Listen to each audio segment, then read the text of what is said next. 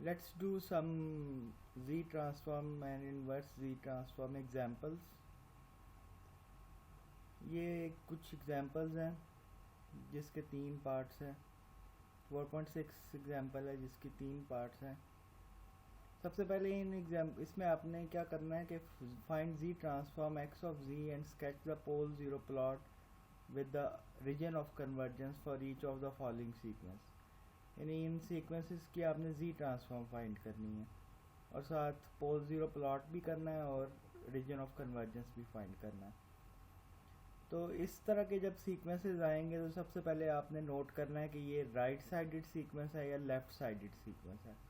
तो इसमें part A में देखें, ये जो पहला पार्ट है इसका 1/2 की power n u of n, इसी तरह ये सीक्वेंस ये राइट साइडेड सीक्वेंस है।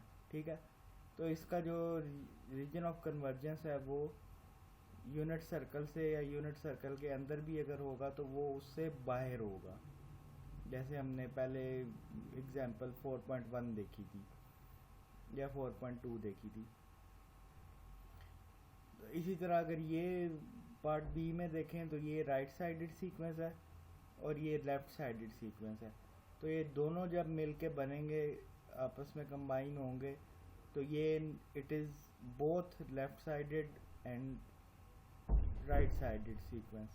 ठीक है, तो पहला क्वेश्चन करके देखते हैं।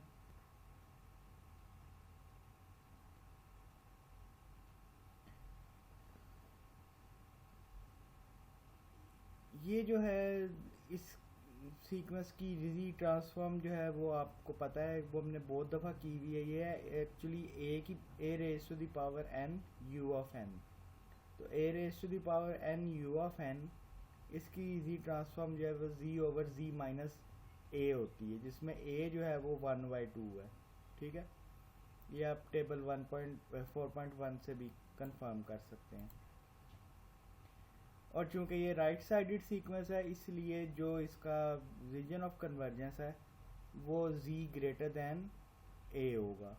ठीक है, इसलिए जो ये देखना ज़रूरी है कि ये राइट साइडेड सीक्वेंस है या लेफ़्ट साइडेड सीक्वेंस है। अगर तो राइट साइडेड सीक्वेंस है फिर इसका z मॉड जो है वो ग्रेटर दैन a होगा। अगर लेफ़्ट साइडेड सीक्वेंस है तो फिर उसका z मॉड जो है वो लेस दैन a होगा।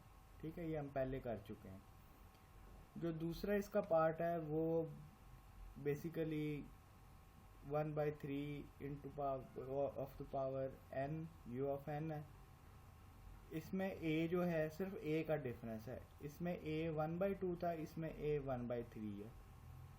तो इसकी जो z ट्रांसफॉर्म होगी वो क्या होगी, z over z minus a, that is z over z minus 1/3। और इसका जो रीजन ऑफ कन्वर्जेंस है वो क्या होगा, z is greater than a, और जहाँ पे a क्या है 1/3।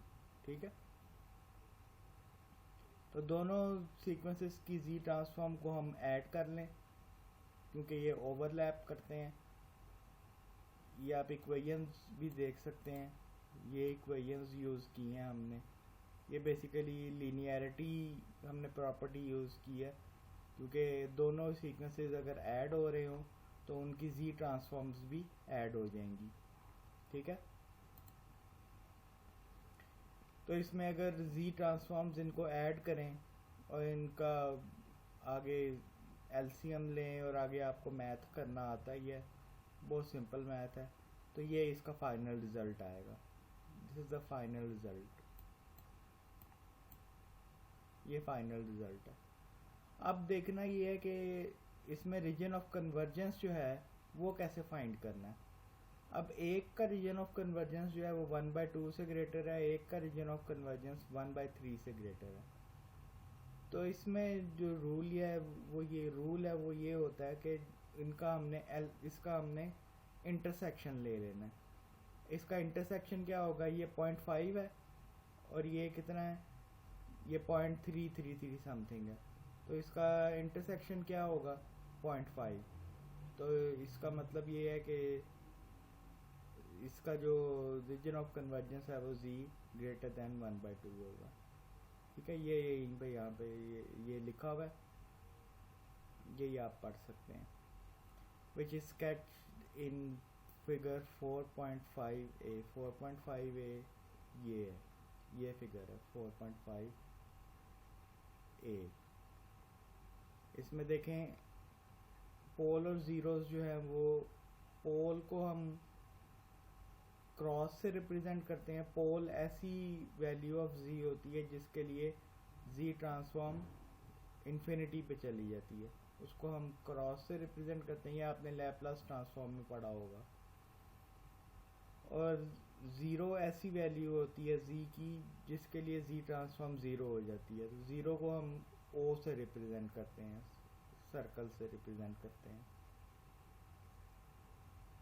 और 1/2 यहाँ पे है, 1/3 यहाँ पे है, 1/2 यहाँ पे है। तो इसका जो इंटरसेक्शन है वो क्या होगा, एक ये है, ये सर्कल है 1/3 का सर्कल है, और एक 1/2 का सर्कल है। तो इसका जो इंटरसेक्शन है वो क्या होगा, 1/2 से बाहर। तो z mod is greater than 1/2, ये इसका रीजन ऑफ कन्वर्जेंस हो जाएगा। ठीक है, इसी तरह बाकी आपने पार्ट आप खुद करने हैं। बी और सी पार्ट जो है वो आपने सिंपल है, बी और सी पार्ट आपने खुद करने हैं।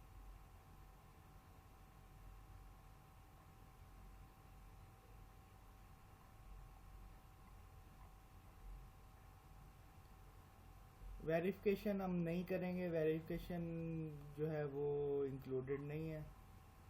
वेरिफिकेशन हम नहीं करेंगे। अब ये कुछ प्रॉपर्टीज़ यूज़ करते हुए हमने z ट्रांसफॉर्म फाइंड करनी है। एक तो फार्मूले से पहले फाइंड की थी, अब हमने कुछ प्रॉपर्टीज़ यूज़ करते हुए फाइंड करनी है। मसलन फॉर एग्जांपल ए पार्ट है x ऑफ n is equal to delta n minus n naught.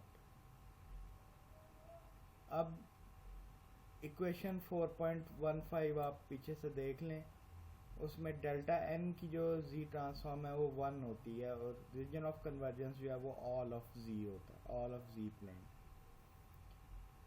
अब इसमें अगर n नॉट की शिफ्ट दें, यानी इसको डिले कर दें, n नॉट से डिले कर दें, तो आपको पता है कि वो z की पावर माइनस n नॉट जो भी यहाँ पे होगा, a होगा तो a, या जो भी n नॉट होगा, या जो कुछ भी यहाँ पे इंटीजर होगा, या जो भी वेरिएबल होगा या कांस्टेंट होगा, वो उसकी पावर में आ जाएगा। ठीक है, यहाँ पे जो भी चीज़ होगी वो उसकी पावर में आ जाएगी। तो 1 की पावर में 1 multiplied by z in raise to the power minus n naught, वो यही आ जाएगा, z raise to the power minus n naught. ठीक है जी। तो ये प्रॉपर्टी हमने यूज़ करते हुए, बजाय से कि हम फार्मूला यूज़ करें, हमने प्रॉपर्टी यूज़ करते हुए इसकी z ट्रांसफॉर्म फाइंड कर ली कि delta n minus n not में अगर शिफ्ट दें n नॉट की, तो वो z raise to the power minus n naught का फैक्टर मल्टीप्लाई हो जाता है। इसी तरह सेकंड पार्ट है u n minus n naught. अब हमने u ऑफ n में n नॉट की शिफ्ट दी हुई है। ठीक है, ये कैसे करेंगे, आपको पता है u ऑफ n की z ट्रांसफॉर्म जो है वो z ओवर z माइनस 1 होती है। ये आप इक्वेशन 4.16 से देख सकते हैं। तो जब n माइनस n नॉट यानी करेंगे, n नॉट की शिफ्ट देंगे, तो जो फैक्टर है ये z raise to the power minus n naught का जो फैक्टर है ये इसके साथ मल्टीप्लाई हो जाएगा। और इसी तरह z को अगर आप z के साथ z raise to the power minus n naught के साथ मल्टीप्लाई करें तो वो ये फॉर्म आ जाएगी, ये फॉर्म ये आ जाएगी। ठीक है, बाकी आप खुद करके देख सकते हैं। टाइम रिवर्सल प्रॉपर्टी आपको पता ही है, u ऑफ n को अगर u ऑफ n की z transform z over z minus 1 है, तो u ऑफ माइनस n की क्या हो जाएगी, x ऑफ 1 ओवर z। क्या प्रॉपर्टी थी कि u ऑफ माइनस एन की z transform x of z जो है वो क्या थी, x ऑफ 1/z। तो z को रिप्लेस कर दें 1/z से, यहाँ पे यही किया है, z को रिप्लेस कर दिया 1/z से, तो ये 1/1 माइनस z आ गया। ठीक है,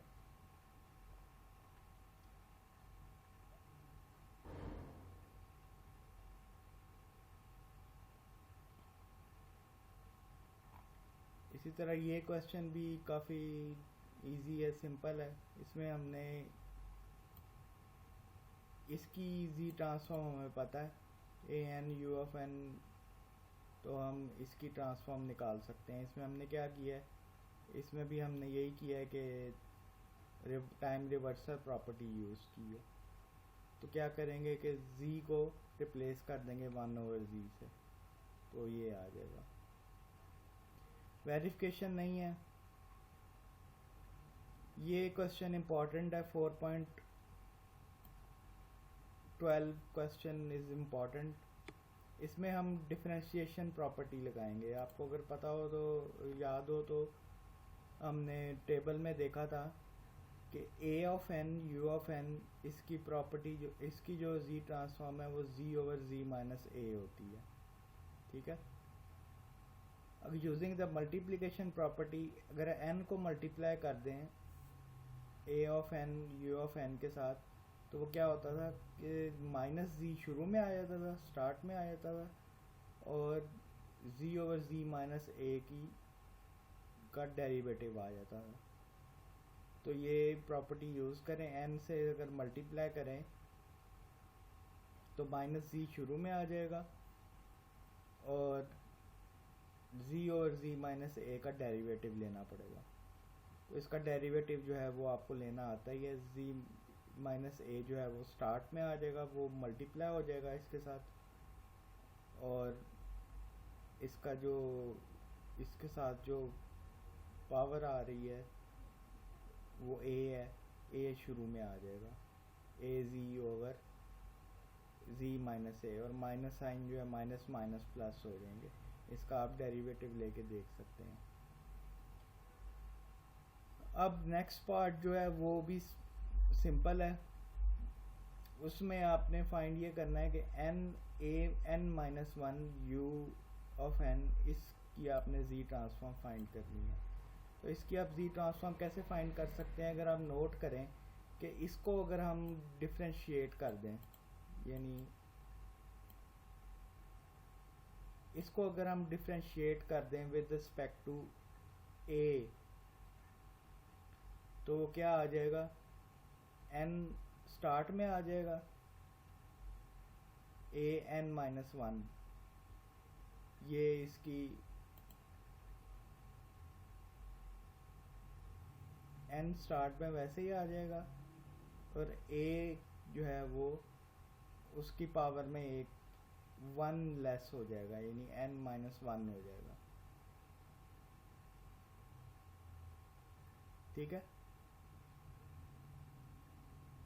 और इसकी z ट्रांसफॉर्म क्या होगी, अगर हमने इस फैक्टर को अगर इस फैक्टर को हमने डिफरेंशिएट किया है विद रिस्पेक्ट टू a, तो हमें इस फैक्टर को भी डिफरेंशिएट करना पड़ेगा with respect to a, d/da z/z minus a।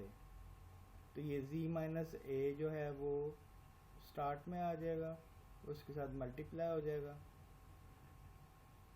और z शुरू में वैसे ही आ जाएगा, क्योंकि z के साथ कुछ नहीं है। विद रिस्पेक्ट टू a हमने डिफरेंशिएट किया है, तो यहाँ हमने with respect to z differentiate किया था।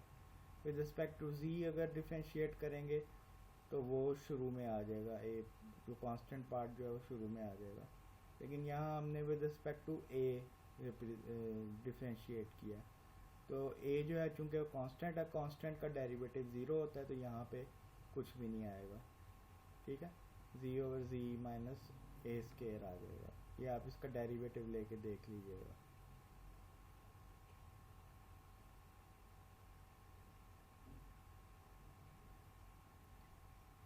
वेरिफिकेशन नहीं है, वेरिफिकेशन अगेन नहीं है। इन्वर्स जी ट्रांसफॉर्म, इन्वर्स जी ट्रांसफॉर्म के लिए हमने बहुत से मेथड पढ़े थे। उनमें से एक क्या था कि फार्मूला, एप्लीकेशन ऑफ फार्मूला, जो कि मैंने बताया था कि ये हम सेल्डम यूज़ करते हैं एप्लीकेशन ऑफ फार्मूला, क्योंकि वो कम्प्लेक्स इंटीग्रेशन होती है, कंटूर इंटीग्रेशन होती है। तो वो उसके अलावा एक और मेथड था, वो था पावर सीरीज एक्सपेंशन, और इसके अलावा एक और मेथड था लॉन्ग डिवीजन, और इसके अलावा एक थर्ड मेथड था, फोर्थ मेथड था पार्शियल फ्रैक्शन एक्सपेंशन। तो पहले देखते हैं कि इस पार्ट में क्या है। Find the inverse Z transform of this, multiplying out the factors of 4.79, यानी इस इक्वेशन के इसको आप मल्टीप्लाई करना शुरू कर दें। पहले इन दोनों फैक्टर्स को मल्टीप्लाई कर लें, फिर जो आंसर आएगा उसको इसके फैक्टर के साथ मल्टीप्लाई कर दें, और फिर जी स्केयर के साथ मल्टीप्लाई कर दें। जो आंसर आएगा उसको जी स्केयर के साथ मल्टीप्लाई कर दें। तो जो हमारे पास फैक्टर आएगा, जो इक्वेशन बनेगी वो ये बनेगी।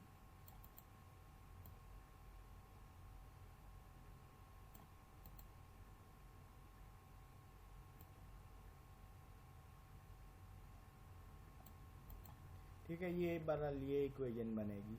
ठीक है, इसमें अगर आप देखें, इसको अगर आप पावर सीरीज एक्सपेंशन की फॉर्म में देखें तो आप देख सकते हैं कि स्टार्ट कहाँ से हो रहा है। स्टार्ट वहाँ से हो रहा है जहाँ पे z की पावर 0 है, यानी ये जो 5/2 है, 5/2 इसके साथ z की पावर 0 है। इसका मतलब ये है कि ये x ऑफ 0 है। ठीक है, यहाँ पे z की पावर -1 है, तो इसका मतलब है ये x ऑफ -1 है। ठीक है, बस 0 और 1 तक है। यहाँ पे अगर z की पावर 1 है तो इसका मतलब है ये x ऑफ -1 है, और ये अगर z स्केयर है तो इसका मतलब है यहाँ पे x की पावर -2 है। तो यहाँ पे इसको इसी तरह हमने बाय डेफिनेशन 4.3 उस पावर सीरीज एक्सपेंशन को यूज़ करते हुए हमने ये लिख लिया। इसको x ऑफ 0 के साथ, x ऑफ 0 के साथ कोई पावर नहीं है, x ऑफ 0 5/2 होगा, x ऑफ 1 1 है, x ऑफ -1 क्या है, 1/2 है, x ऑफ -2 1 है। ठीक है, और इसके बाद बाकी सारा सीक्वेंस 0 है। तो इसको लिखने का तरीका ये होता है कि ये इस तरह ब्रैकेट में, कर्ली ब्रैकेट्स में हम कॉन्स्टेंट्स को लिख देते हैं, और जहाँ पे 0 यानी 0 फैक्टर जहाँ पे आता है, 0 से स्टार्ट हो रहा होता है, उस पे हम एक एरो का निशान लगा देते हैं। ये एरो का निशान, ठीक है।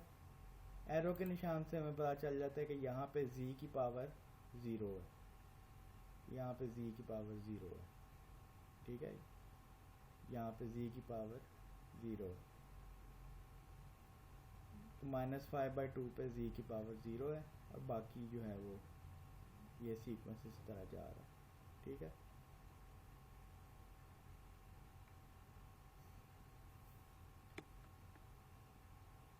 अब उसने लिखा हुआ है 4.16 में कि using the power series expansion technique find the inverse Z transform. ये उसने खुद बता दिया पावर सीरीज एक्सपेंशन। अब पावर सीरीज एक्सपेंशन हम कैसे यूज़ कर सकते हैं, क्योंकि उसने पहले ऊपर 1 दिया हुआ है और नीचे 1 minus az to the power -1 दिया हुआ है। तो इसके लिए हमें क्या करना पड़ेगा, इसको डिवाइड करना पड़ेगा, लॉन्ग डिवीजन यूज़ करनी पड़ेगी। तो लॉन्ग डिवीजन यूज़ करें, 1 को अंदर रखें, 1 minus az to the power -1 से मल्टीप्लाई करना शुरू कर दें। पहले 1 से मल्टीप्लाई करें, वही आ जाएगा, 1 से कैंसिल हो गया, नीचे ये आ गया। इसके बाद दोबारा इसको मल्टीप्लाई करें a raise to the power z -1 से, क्योंकि यहाँ पे 1 है, a raise to the power z -1, ये माइनस माइनस ये कैंसिल हो गया, a square z raise to the power -2 and so on and so forth. ये लॉन्ग डिवीजन है। डिवीजन तो आपको आती होगी, ठीक है जी। अब लॉन्ग डिवीजन को अगर हम इसका रिज़ल्ट लिखें तो वो ये आता है, ये लॉन्ग डिवीजन का रिज़ल्ट है। तो ये पावर सीरीज एक्सपेंशन ही है एक्चुअली, ये पावर सीरीज एक्सपेंशन ही है।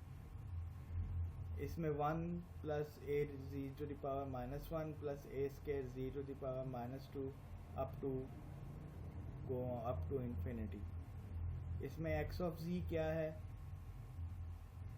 आप खुद इसमें नोट करें। X of Z sorry X of N क्या है, एक्स ऑफ एन इसमें क्या होना चाहिए, Z raise to the power 0 किस में आ रहा है,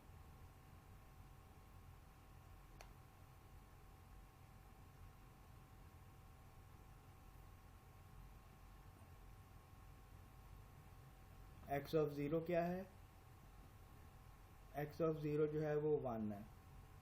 एक्स ऑफ 1 क्या है, एक्स ऑफ 1 क्या होगा, ए। एक्स ऑफ 2 क्या है,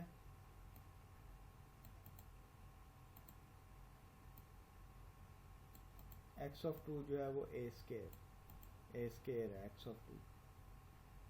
इसी तरह एक्स ऑफ के क्या होगा, in by intuition by watching the sequence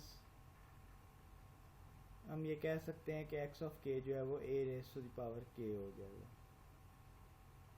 तो इसकी जो कम्पैक्ट फॉर्म है या क्लोज फॉर्म है वो ये बनेगी, a raise to the power n u of n, ठीक है।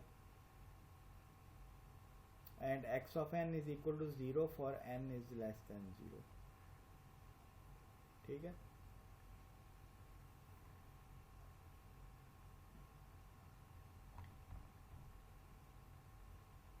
इसमें और इसमें सिर्फ डिफरेंस जो है वो लेफ़्ट साइडेड और राइट साइडेड सीक्वेंस का है, वो आप खुद कर सकते हैं। एक मैंने कर दिया है, एक आप खुद कर सकते हैं। वो इसमें भी लॉन्ग डिवीजन ही करनी है। ये लॉग वाले क्वेश्चन जो है ये इंक्लूडेड नहीं है।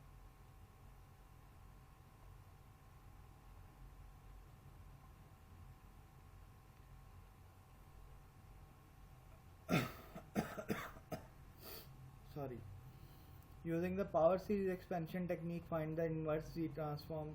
आगे उसने जी दिया हुआ है और नीचे ये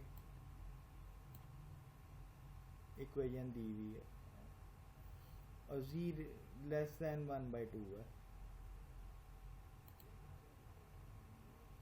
इसमें भी हमने बेसिकली करना क्या है, करना यही है कि जी को अंदर रख के और लॉन्ग डिवीजन यूज़ करनी है। जी को अंदर रखें, 1 - 3z + 2z स्क्वायर, इससे हम मल्टीप्लाई कर इसको पहले जी से मल्टीप्लाई करें।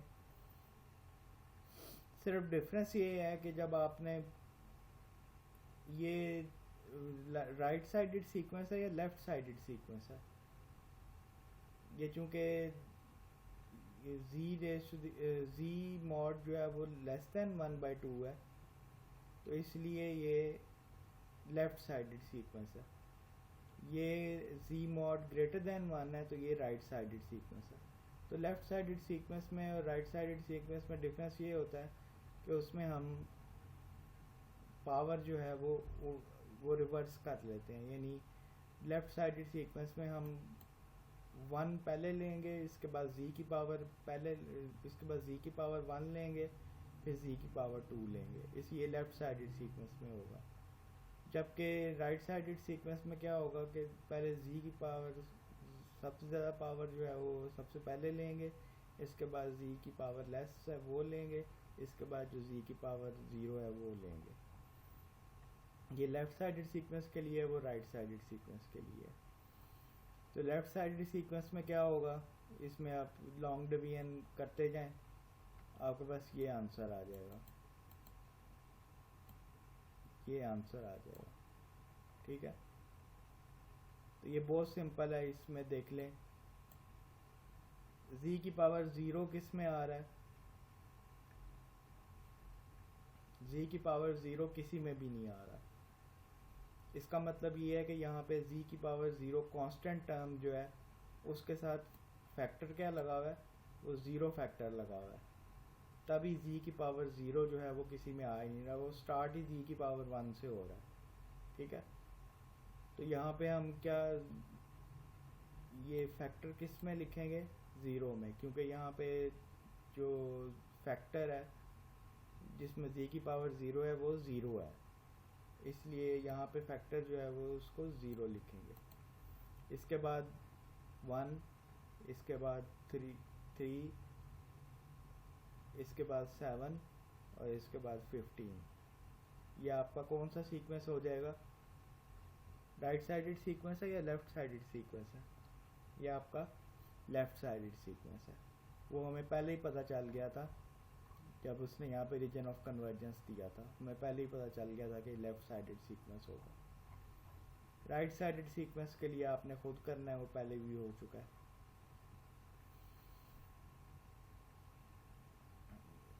ये भी क्वेश्चन इंपॉर्टेंट है, 4.19 using partial fraction expansion redo problem 4.18।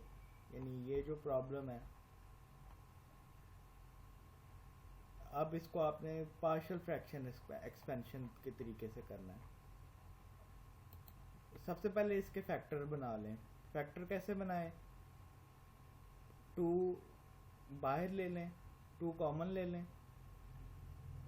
उससे क्या होगा 2 इंटू z माइनस 1 और z माइनस 1/2, ये इसके फैक्टर बन जाएंगे।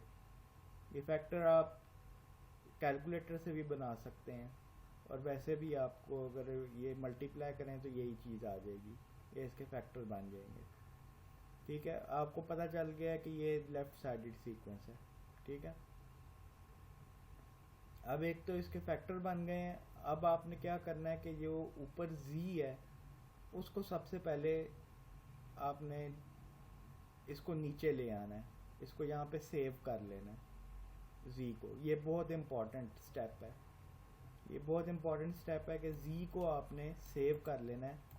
ये जो z ऊपर आया है इसको आपने x ऑफ z की जगह पे नीचे यहाँ पे z से रख के सेव कर लेना है, क्योंकि इसकी वजह ये है कि जब हम इसको फैक्टर आउट करेंगे पार्शियल फ्रैक्शन एक्सपेंशन से, जो फैक्टर्स बनेंगे उसके बाद z को ऊपर मल्टीप्लाई करेंगे, क्योंकि z जब ऊपर मल्टीप्लाई होता है तो तभी हमारे पास z ट्रांसफॉर्म आती है, वो हम आगे देखते हैं।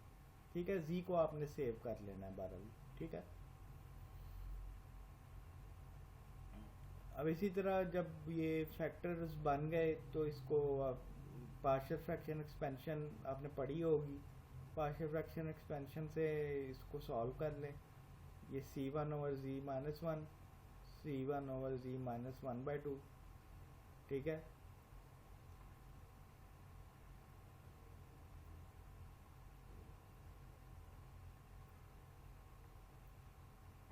ये c1 जो है वो 1 हो गया, c2 जो है वो माइनस 1 हो गया। यहाँ पे c1 जो है, ठीक है जी, c1 जो है यहाँ पे 1 हो गया और c2 जो है वो माइनस 1 हो गया। c1 1 है, c2 माइनस 1 है। और जो यहाँ पे नीचे z था, जो यहाँ पे हमने नीचे z को सेव किया हुआ था, इस z को अब हमने ऊपर मल्टीप्लाई कर दिया, दोनों फैक्टर्स के ऊपर मल्टीप्लाई कर दिया। अब चूंकि आपको पता है कि ये लेफ्ट साइडेड सीक्वेंस है, तो इसका इन्वर्स z ट्रांसफॉर्म क्या होगा, z ओवर z माइनस 1 किसका इन्वर्स z ट्रांसफॉर्म होता है, यूनिट स्टेप फंक्शन के इन्वर्स का, यानी minus u minus n minus 1। ये आप ऊपर जाके वेरीफाई कर सकते हैं कि ये इसका z ट्रांसफॉर्म होता है। और z ओवर z माइनस 1/2, ये भी चूंकि लेफ्ट साइडेड सीक्वेंस है तो 1/2 इसमें, लेकिन इसमें 1 नहीं है, a1 नहीं है, इसमें a जो है वो 1/2 है, तो an u of minus n minus 1, और माइनस जो है वो माइनस माइनस प्लस हो गया। ठीक है, इसमें जो माइनस शुरू में आना था वो माइनस माइनस प्लस हो गया। ठीक है, और ये आगे ये अगला स्टेप करने की ज़रूरत नहीं है, ये वैसे ही उसने मज़ीद सिंप्लीफाई किया है, ये इसकी ज़रूरत नहीं है। बस यहाँ से आप पता चल सकता है आपको कि ये लेफ्ट साइडेड सीक्वेंस था।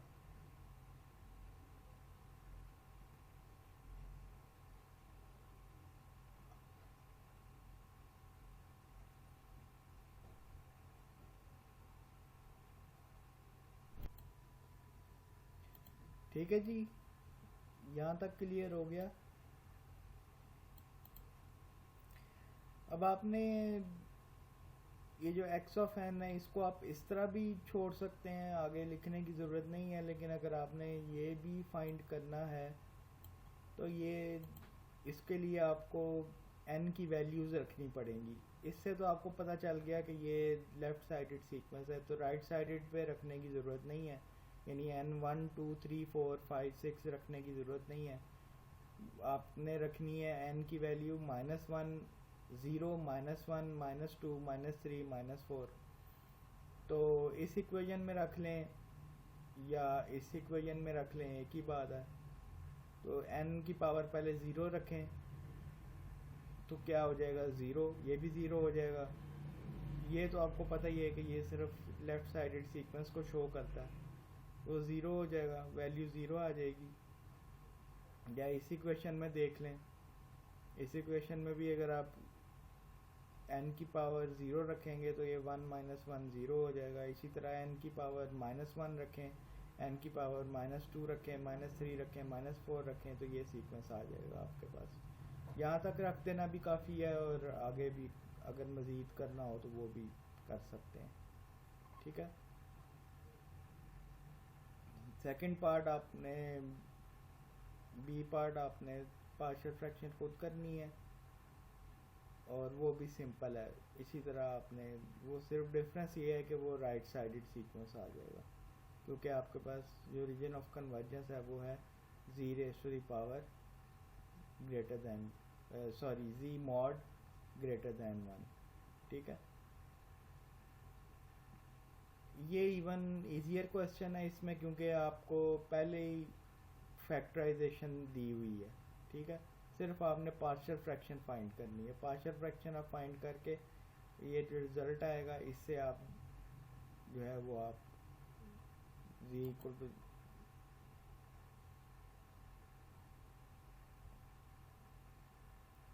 ठीक है, जो रिज़ल्ट आएगा